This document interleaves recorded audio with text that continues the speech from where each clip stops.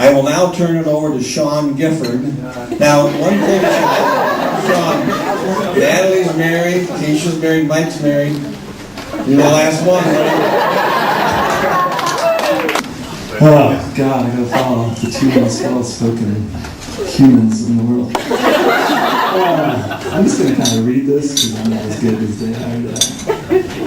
It's public speaking, but all right. If I could, I'd just like to start off before telling embarrassing stories about my brother with a few words about perhaps history's loveliest bride, Catherine Taylor Gifford. I like the sound of that. Kate is not just a pretty face, as we've heard. She's also one of the most genuinely kind people I've ever met. And she also went to college at BU, and we know anybody who goes there is invariably a genius. Kate, you're like the sister I always wanted. You know, besides those other two.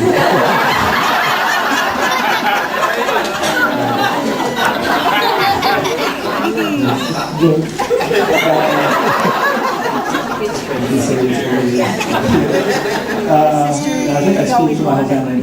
I know I speak for my whole family when I say that we're so happy to have you as part of it now. And really, we thank Mike for bringing you into all of our lives. Your parents did something right raising you, so much so that they clearly dropped the ball with their next child.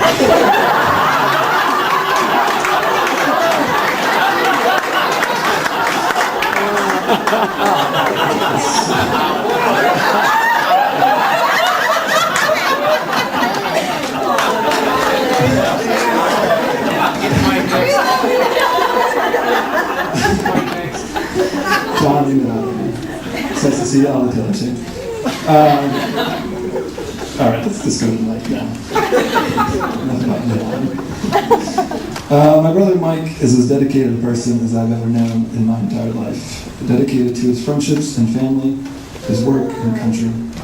He goes out of his way to help people to do what is right. And while this may occasionally get him shot at, hopefully not too much anymore, it's a part of who he is, as integral as his heart, his lungs, or that pair of MC Hammer pants that he made himself.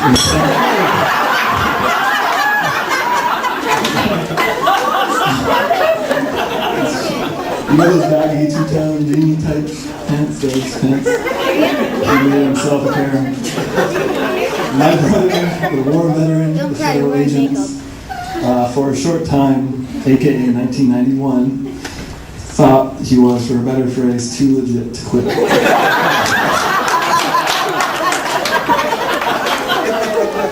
My mother got him the fabric, and he sewed them together himself. He put them on, he danced around. I assume he did. I never witnessed it with my own eyes. I'd be sitting in the living room, and I would just hear the rhythmic thumping on the floor above me, and I knew all the clocks upstairs were being set to hammer time.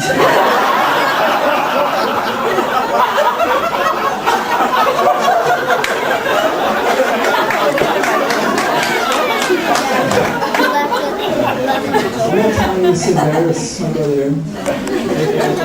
This is a little bit of that. But Kate understand you're getting all the good stuff I mentioned earlier, plus the sewing dance moves, plus she's one heck of a seamstress. Those pants, my God, those pants, they're phenomenal. I only wish we had them here today. Yeah. No, we don't. Lost the time, I guess, like so much of our shared possessions of youth. Mom probably made dish rags out of them. Although she could not do that to the tricycle you so love to ride around naked on. She couldn't make dish rags, and not just because washing dishes would have been incredibly unsanitary.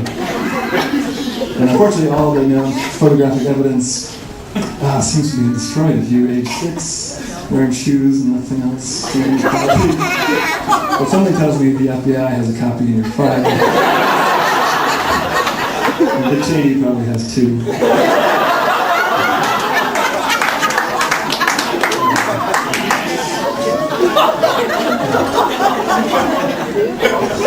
Yes, the innocent trappings of a more carefree time. All those material objects may be gone, and even though you destroyed much of the photographic evidence, Those objects are gone, we'll forever have those memories. And I know as long as I live, I'll always remember that as young boys, our neighbors, Tim Hislop, Bill Winsman, much older than us, and in retrospect, learning disabled, used to wager on which of us could beat up the other. And Tim would take me. I think he had good odds from Billy. I'm a year and a half younger than you, but I was no chicken. Or as we said in those days, I ain't yella. It was the old days, 1986-ish. So after having a Werther's original and chasing it down with a Country Time lemonade, we would brawl, no holds barred, everything Ultimate Fighting Championship wishes it could be. And being the younger brother and respectful of my older brother's 9-year-old fragile ego, 90% of the time I would let you win. And the other 10% of the time I would black out. A week of the minutes, sometimes days later, I would declare myself champion by disqualification, curse my brother's name, and wonder why my parents hadn't come looking for me. I'd run or live home, find my mother, and describe to her in heartfelt detail the physical atrocities to which I've just been subjected. And as soon as the Phil Donahue show went to commercial, she quickly explained to me.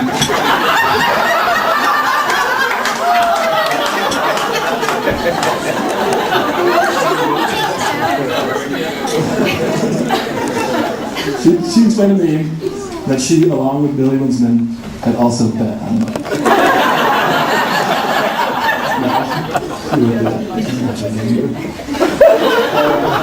And that's really my take-home message here. Always bet on Mike. Mike says he's going to do something, bet on it. If he says he's going to accomplish something you think sounds borderline impossible, bet on it anyway.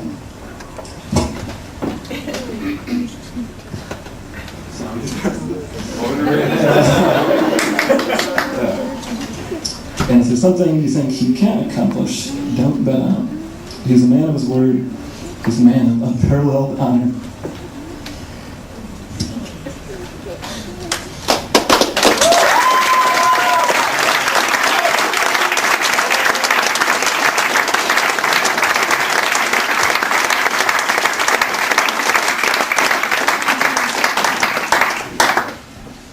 He is a man, and I'm proud to call him my brother. And when I was in New York City last winter, me and Mike and two of his Iraqi translators, Suhaib, and Mustafa, who unfortunately couldn't be here today, we're eating, and me and Mustafa went outside at one point, and we were talking, and he turned to me and pointed through the glass at my brother and said, God, that guy in there is the greatest guy in the world. And Mustafa has seen his share of good and evil in his time, and I'm not going to argue with him. Mike, I love you like a brother. And you couldn't have chosen a better partner to go through life with. And I'd like us all to raise the glass and wish you two a lifetime of continued happiness.